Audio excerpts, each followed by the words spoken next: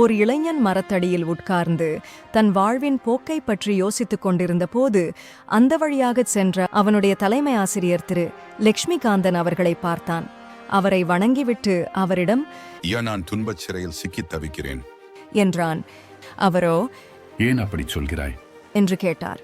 அதற்கு அவன், அனைவரும் என்னை கஷ்டப்படுத்துகிறார்கள் என்றான். உன்னை கஷ்டப்படுத்துவது வேறு யாரும் இல்லை, உன் மனம்தான் என்றார் அவர்.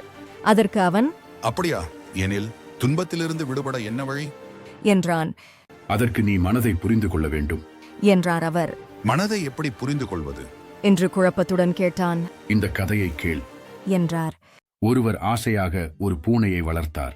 அந்த பூனை ஒரு நாள் எலியை கவ்விக்கொண்டு வந்தது. அதை பார்த்து அவர் மிகவும் சந்தோஷப்பட்டார்.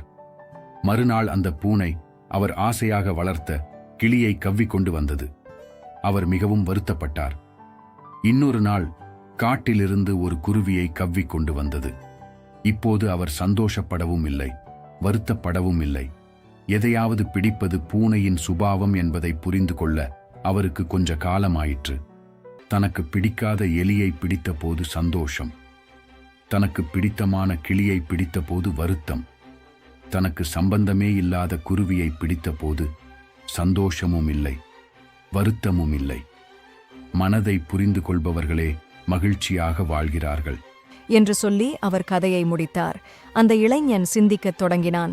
நியதி மனதை கட்டுப்படுத்த நினைத்தால் அது அலைப்பாயும், அதை ஒருமுகப்படுத்த நினைத்தால் அது நம் கட்டுக்குள் வரும். நன்றி. மீண்டும் அடுத்த வீடியோவில் சந்திப்போம்.